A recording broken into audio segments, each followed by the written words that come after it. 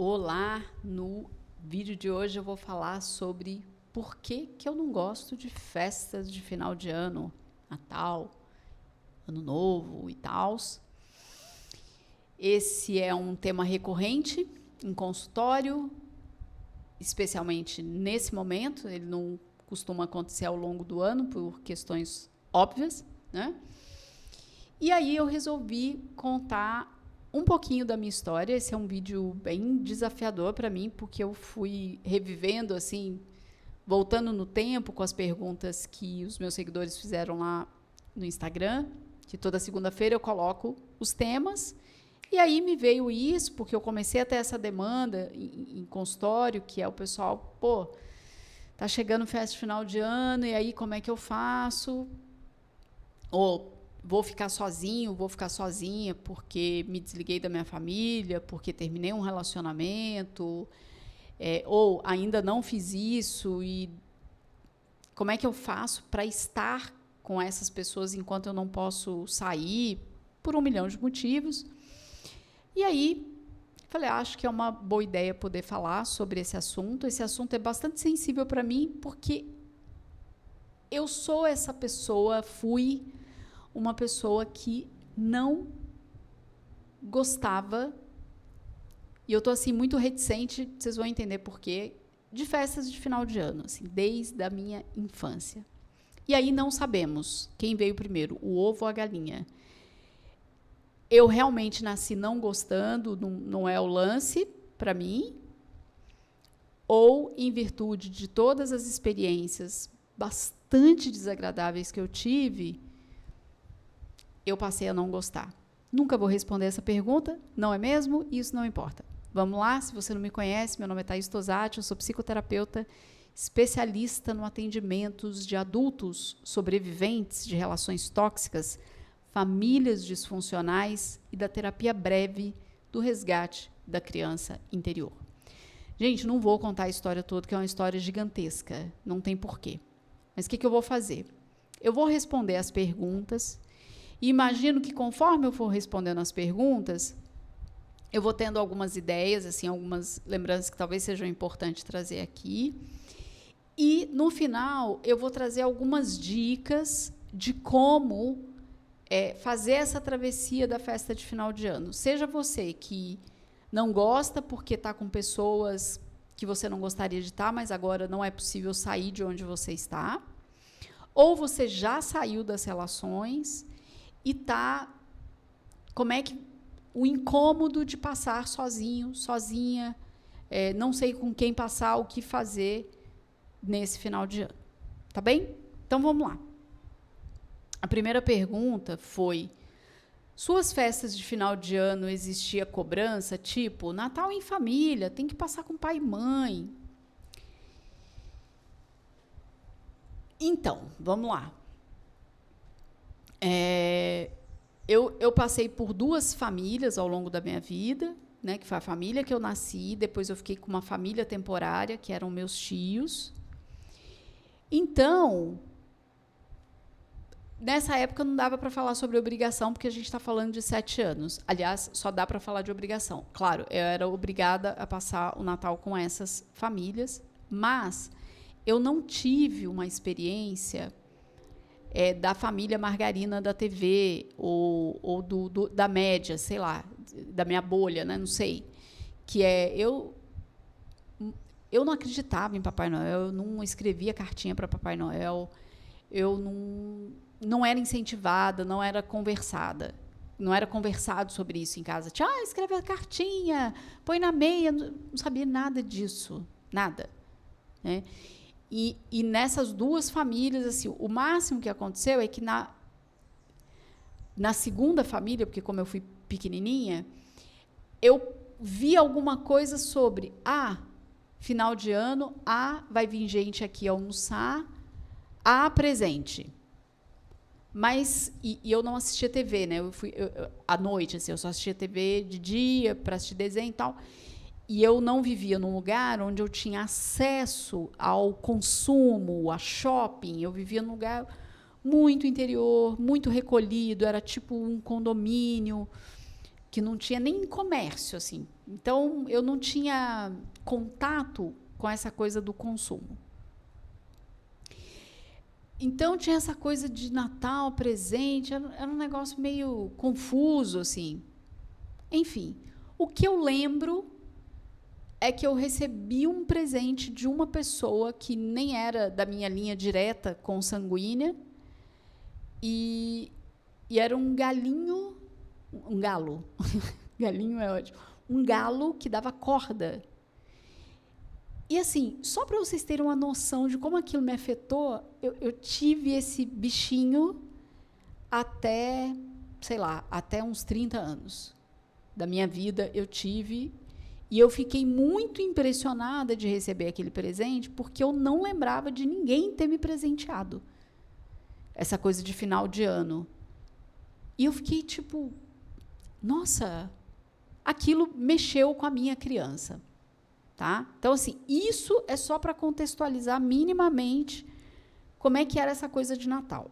A segunda família, que na verdade é a primeira, que foi onde eu nasci, a gente teve uma história de praticamente nada de dinheiro. A gente mal tinha o que comer ao longo do ano, como que ia ficar com história de final de ano, de ceia, nananã. Tinha alguma coisa também um pouco mais, mas eu realmente não lembro de ter vivenciado essa experiência da fantasia, do Papai Noel, de cartinha, nada disso.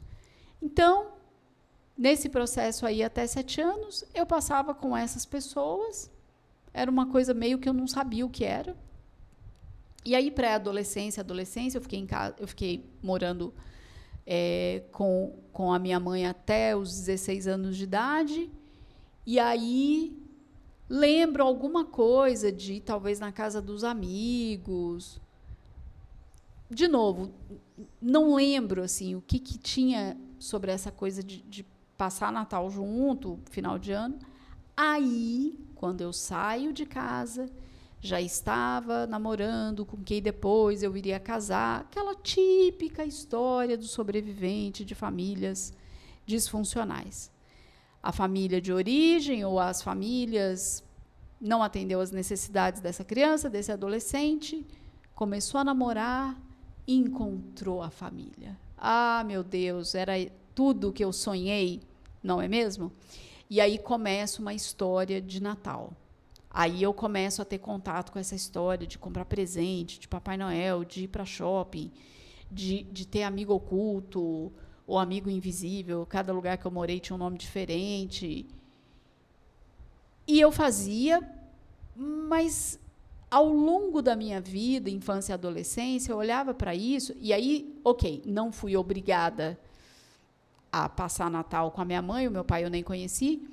Então, para responder essa pergunta, não tinha exatamente uma obrigação, a não ser ali infância e adolescência, que eu também nem pensava em outra coisa. Mas, depois da saída de casa, eu me obriguei a estar com essa nova família, que eu adotei como se fosse uma família mesmo, pai e mãe ali. E então eu participava desses rituais, mas sofrendo. Só que eu sofria de um jeito que era assim: gente, está todo mundo feliz, tá tudo bem assim acontecer isso, mas eu estou sofrendo absurdamente. O que eu faço com isso? E isso, eu passei por isso por muito tempo, porque foi um relacionamento de quase 20 anos, entre namoro e casamento e tal, e eu sofrendo. E aí, o que eu pensava? Bem, eu olho na televisão, é isso. Essas pessoas aqui que eu convivo, é isso. Eu não estou gostando, o problema é comigo. Típico de sobrevivente, certo? Eu não tinha outra referência de outra coisa que não fosse essa dinâmica de Natal e Réveillon, que tivesse essa pegada de tem que ter uma roupa, tem que comprar presente, tem que ir no supermercado lotado, enfim. Dá para perceber que eu não tive boas experiências. Então, Tive a obrigação, durante a infância, passar com a minha mãe e a minha tia, que foi uma mãe adotiva por um tempo, mas na adolescência, com esse novo namorado, essa nova família, a maioria do tempo com eles, fazia alguma viagem, às vezes, para ver a minha tia. Com a minha mãe, eu tive um desligamento de pelo menos 10 anos. Então, foi isso. Vamos lá, outra pergunta. Mesmo longe, ligação de vídeo com mãe narcisista estraga o clima bom? O que fazer? Bem, complexo, né? O que acontece é que, quando você ainda convive com as pessoas, e especialmente quando a gente está falando de sistema familiar narcisista, a depender da situação que a pessoa está. Então, por exemplo, ela até descobriu já que ela está num sistema familiar narcisista e, por uma série de motivos, ela continua convivendo, mas quando eu escuto esse tipo de... Quando eu escuto é ótimo. Quando eu leio esse tipo de pergunta, eu imagino que essa pessoa não esteja com as estratégias sobre como lidar com familiares narcisistas, né? Porque dentro de consultório existem estratégias quando a gente está falando de atendimento de filhos de sistemas familiares narcisistas, que fala sobre individuação, sobre limite, e os limites com narcisistas, com pessoas dentro do espectro, são limites que eles têm particularidades, né? Então, assim, se uma pessoa do seu sistema familiar consegue estragar o seu momento de celebração com chamada de vídeo, talvez você precise estabelecer uma estratégia com essa pessoa, que é, de repente, não atender a ligação, ou combinar, só vou fazer chamada comum, só vou trocar mensagem. Porque, quando a gente está falando de sistema familiar narcisista, esse lugar de que estraga a festa, bem, você minimamente já deve conhecer o funcionamento dessa pessoa, até porque quando, em geral, a pessoa vem com essa fala, né, do sistema familiar narcisista, ela já sabe. Não sei se é o caso dessa pessoa, mas, enfim. Eu imagino que sim, porque quando eu falei da divulgação do vídeo, eu falei, eu sou uma sobrevivente de sistema familiar narcisista e atendo pessoas com essas questões. Então, suponho que essa pessoa saiba minimamente isso, e talvez você também saiba. E aí, como é que está a sua questão com os limites? Com pessoas do espectro narcisista, limite é uma coisa importantíssima. Com todo mundo mas com a galera desse espectro, especialmente pais, é imprescindível sustentar os limites e, claro, lidar com as suas respostas emocionais. Que, quando a gente fala de festas de final de ano, claro que pode piorar imensamente, porque se você já é considerado um filho ruim, uma filha ruim, como era o meu caso, porque não estava fazendo ali o que tinha que fazer, né, os protocolos sociais, se você fala, não vou atender uma ligação sua de vídeo durante a celebração, não sei como é que é a festa dessa pessoa, claro que, né, você vai receber paulada nisso, isso é óbvio. Agora, como você vai lidar com isso, aí vai depender do seu trabalho interno, como é que você está lidando com limites, as respostas emocionais, certo? Então, é muito importante limite. Se você não quer que alguém estrague a sua festa, você precisa fechar as portas para que não entre na festa pessoas que você não convidou, que você não quer, certo? Então, a gente está falando aqui, basicamente, limites. Tem um vídeo meu aqui sobre como conviver com narcisistas, por que é tão difícil colocar limite, que é um outro vídeo, pode ser que te ajude, caso você que esteja assistindo também tenha essa questão, né? Alguém estraga a sua festa porque a porta está aberta. E aí me perguntaram assim, qual foi o meu maior trauma? Não sei se tive algo que eu poderia dizer que foi um trauma. Eu fiquei com uma memória bastante... Eu tenho muitas memórias negativas em relação a festas de final de ano, mas teve uma memória que foi muito dura, assim, para mim, que foi uma situação, acho que eu devia ter uns 7, 8 anos, porque quando eu voltei a morar com a minha família de origem, eu mudei de estado e cidade. E todo o restante da minha família estendida, inclusive a família que que me adotou por um tempo, estava nesse lugar de onde a gente mudou.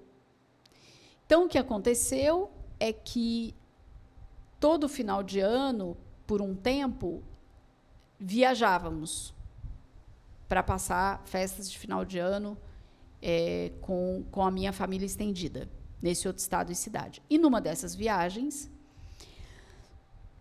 eu queria ir para uma determinada casa.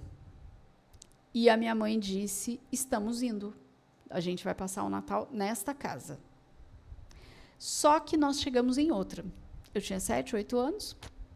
Imagina que eu ia saber, andando de ônibus, não sei o quê. Não sabia nada, claro, uma criança. E foi uma sequência de confusão. Porque no ônibus, a caminho desta casa que eu não queria ir, não sabia, porque eu achei que estava indo para a casa que eu queria ir, um rapaz que tinha bebido, ele vomitou na gente. Olha que coisa, não é mesmo? Bem, estava já perto dessa casa, descemos, chegamos lá, e aí foi aquela comoção, uma família muito grande. E aí, pensa, eu, criança, 7, 8 anos, nesse estado, e ainda sacando que fui enganada. Minha mãe me disse que a gente ia passar o Natal com aquela família que eu queria, e a gente está naquela que eu não queria, e eu vou dizer por que eu não queria. Aí tomamos banho, trocamos de roupa, tal. Por que eu não queria ter passado o Natal nesta casa com esta família? Porque esta família era uma família que, para eles, era muito importante a roupa, a marca, estar bem vestido, trocar presentes caros, ainda que fosse criança. E eu sabia disso de algum jeito. Por que eu estou falando isso? Porque, claro, que a memória de uma criança, a forma como a gente assimila essas questões de status, é um jeito muito diferente de um adolescente, de um adulto, certo? E aí, eu já fui sofrendo, né? Primeiro porque era muita gente, e eu sempre tive muita dificuldade em estar com muitas pessoas, muito barulho, eu tenho muita sensibilidade quanto a isso. Então, já estava sofrido. Quando chegou a noite, foi uma tragédia. E eu não tinha roupa para o final de ano. Por quê? Lembra? Porque quando eu fui morar com a minha família de origem, a nossa condição financeira era muito complicada. Muito complicada. Tanto que essas viagens de final de ano eram pagas pela minha família adotiva, que me adotou por um tempo, os meus tios, né? Então, por isso que a gente conseguia viajar. E aí, como que ia ter roupa? Tipo, mano, sobrevivendo ao ano já está ótimo. Imagina se eu ia ter roupa para o Natal. Mas, claro, sabemos, criança, adolescente, né? Quando o grupo está ali cobrando e punindo, né? Virando nariz, falando mal, humilhando, envergonhando, para uma criança isso é trágico. E assim foi para mim.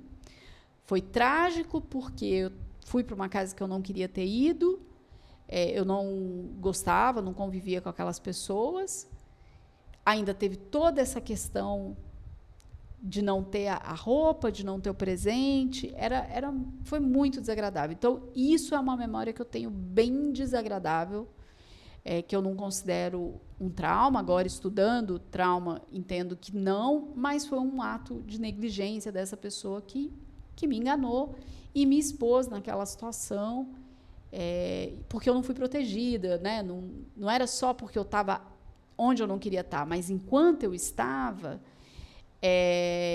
foi permitido que essas pessoas me acessassem e ficassem falando: nossa, mas você não tem a roupa, nossa, mas você não comprou o presente, nossa, mas você não ganhou, né? Se você sabe do que eu estou falando, está me entendendo, não é mesmo? Então, essa é uma memória bem, bem desagradável. O que te motivou a seguir em frente? Bem, essa é uma pergunta bem interessante, porque eu vou falar algumas coisas aqui que não tem exatamente a ver com o final de ano, mas foi o que me tirou e me fez descobrir o que é essa história de final de ano, né? Que no final das contas eu tenho um palpite aqui de que realmente eu não gosto e gosto de uma outra coisa porque descobri outras coisas. O que me motivou a seguir em frente? Quando eu tinha por volta de 10 anos de idade, eu vi um jornal de dia que passava na Bandeirantes, onde o José Ângelo Gaiarsa, algumas pessoas conhecem, esse cara foi bem importante aqui no Brasil, fez uns trabalhos, publicou livros e tal, e ele tinha como se fosse uma coluna nesse jornal, que era assistido, ele era um jornal gravado, eu quero dizer, não é de papel, nem digital, onde ele falava assim, olha, se você... Ele era psiquiatra, psicanalista, gente? Psiquiatra, eu acho. Enfim. E aí ele falou, se você não é obrigado a gostar do seu pai e da sua mãe. E eu devia ter uns 10 anos, eu fiquei tipo, mano, quietinha aqui, ó. Escutei aquilo, só eu sabia o que eu estava passando naquele momento e internamente sentindo isso, né? Não gosto do meu pai, não gosto da minha mãe. Apesar de não ter conhecido meu pai, mas o que ele fez não foi legal. Enfim, eu com 10 anos pensei isso e falei, beleza, então agora eu tenho que dar um jeito de sair daqui. E como que eu fiz isso? Estudando. Eu sabia que o caminho era estudando. Como? Não sei. Eu sabia. E assim fiz, e assim aconteceu. Certo? O que me deu força para seguir em frente foi colocar toda a minha energia para estudar, porque o meu plano era sair da casa da minha mãe, com aquele novo casamento, com aquela nova história, E eu fiz isso. Com 16 anos eu saí, e como eu disse, eu não estava mais nessa dinâmica de final de ano ali da minha família, de origem estendida, mas estava agora com uma nova família e, como eu disse, também estava infeliz, porque eu não gostava desse negócio de final de ano, eu achava uma coisa esquisitíssima, apesar de ficar fazendo carinha de paisagem, porque, afinal de contas, né, quando a gente não faz terapia, não sabe de autoconhecimento, penso que o problema é comigo, né, gente? Olhava para o lado, está todo mundo feliz, só eu que estou triste, o problema é comigo. Beleza, então o que me fez seguir em frente foi estudo, e consegui ter uma independência financeira com 19 anos, tive uma primeira formação ali num curso técnico e, ao longo da vida, estudando, e fui avançando até que, em algum momento, também o casamento acabou e tal, e aí eu começo a conhecer que existe um outro mundo que não seja do que era da minha bolha, desse Natal que troca presente, que tem Papai Noel, que tem que comprar roupa, não sei o quê. Né? Então, é isso que me fez seguir em frente, a pergunta. Vamos ver. E como você lida com a família nas festas e por quanto tempo ficar junto? Isso aqui é bem interessante. Então, eu vou contar como é que foi lá no passado. Né? Então, por exemplo, quando eu era criança e adolescente, eu só sofria mesmo, né? Porque aquilo era ruim.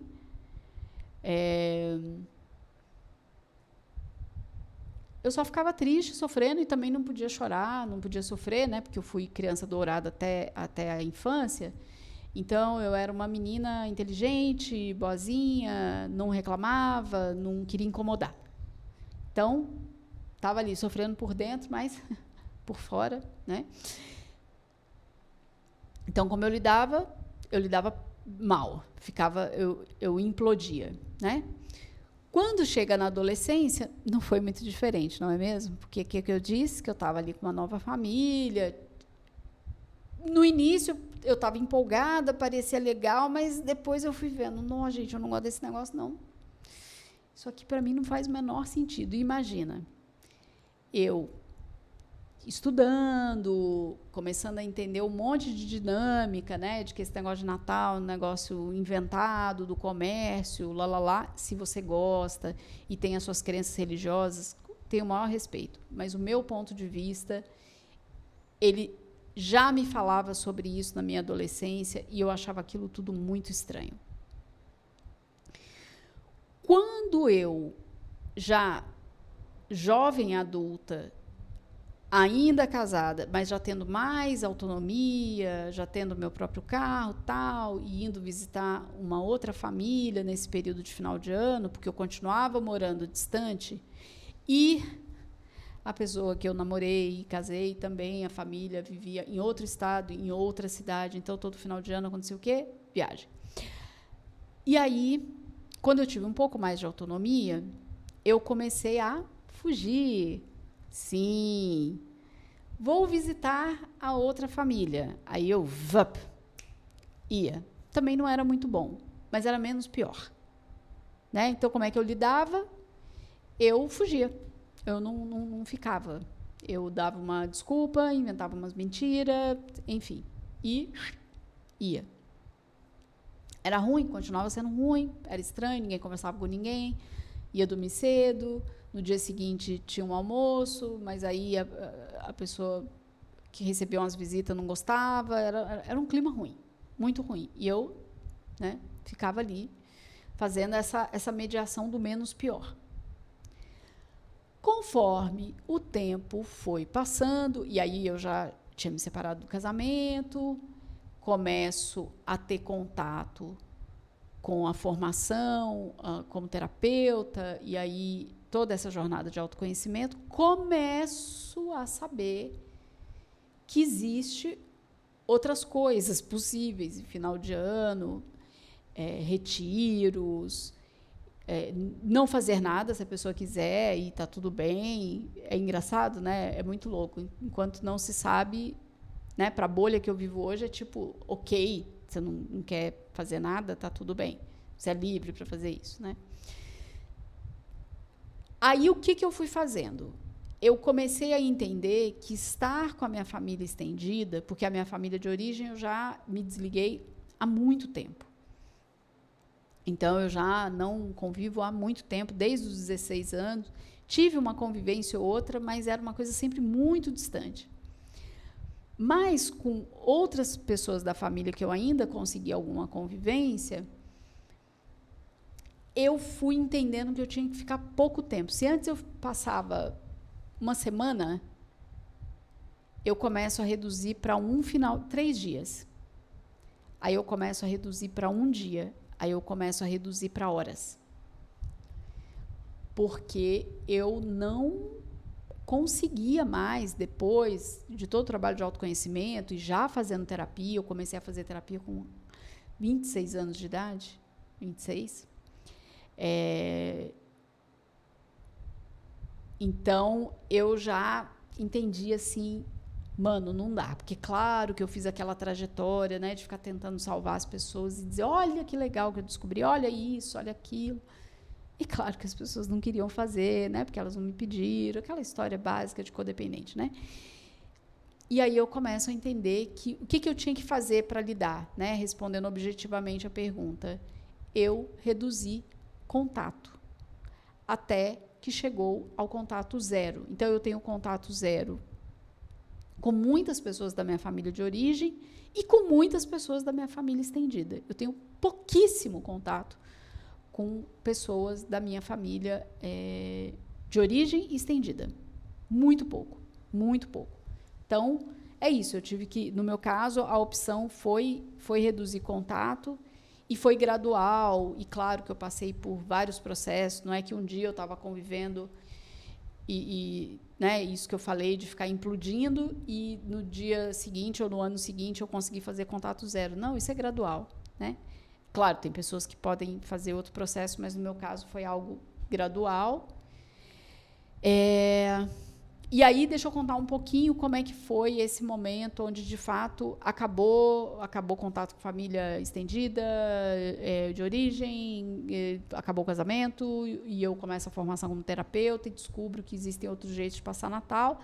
Claro que eu passei também por uma janela que era, não vou fazer nada, agora eu moro só comigo, agora eu faço o que eu quiser, Deus me livre, esse negócio de final de ano. Passava como se fosse um dia como outro qualquer. E até que eu conheço as Irmandades de 12 Passos, que eu também tenho vídeo aqui, minhas experiências pessoais em CIA e em Codependentes Anônimos, tá? Quando foi Codependentes Anônimos, eu lembro que eu trabalhei no Natal e no Réveillon. Eram reuniões online, porque isso foi 2020. E eu trabalhei felizona. Felizona, assim. Achei mó legal estar ali nas reuniões, ouvindo a partilha das pessoas, o meu processo de recuperação. Então, foi interessante. Eu também já experimentei fazer trabalho voluntário em período de Natal, que, sinceramente, eu achei não foi legal. Achei que era uma coisa que tinha uma pegada assim meio complicada, porque era a prefeitura que estava organizando uma coisa para dar comida para pessoas em situação de vulnerabilidade. Aí tinha câmera, jornal. Não era, para mim não fez sentido aquilo, mas beleza, experimentei. E aí eu conheci as Irmandades de 12 Passos e muitas delas se organizam. Por exemplo, um amigo me contou, ele está em DASA, que é Dependentes de Amor e Sexo, que eles vão ter uma maratona. Então, vai ser uma reunião atrás da outra para esses períodos de Natal e de Réveillon. Se você procurar Alcoólicos Anônimos, Al-Anon, enfim, qualquer Irmandade de 12 Passos, com reuniões presenciais e online, todas elas têm sites, é tudo muito organizado, você vai encontrar a programação de final de ano, certamente. Se não encontrar presencial, vai encontrar online. Ah, mas eu não bebo. Ah, mas eu não sou alcoólatra. Ah, mas eu não sou codependente. Não tem problema nenhum. Você não precisa ser nada, ter nenhuma dependência, que ótimo você não tem. Mas se você estiver sozinho, ou de repente você está com um grupo que você quer ter estratégias para ficar o mínimo de tempo com essas pessoas, já que você não pode sair desse lugar por 1 milhão de motivos, entrar numa reunião dessas pode te ajudar, ainda que você fique lá só escutando. São reuniões anônimas, você não abre câmera, você não precisa colocar o seu nome, você pode colocar um apelido e você pode ficar lá simplesmente escutando. Então, essa é uma possibilidade. Também coloquei aqui no canal a minha experiência com o curso de 10 dias do Vipassana.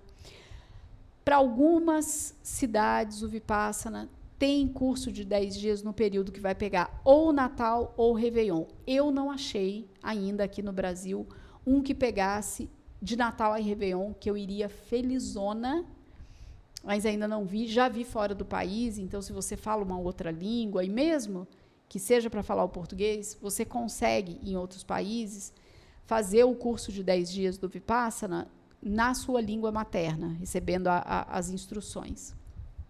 É assim no mundo inteiro.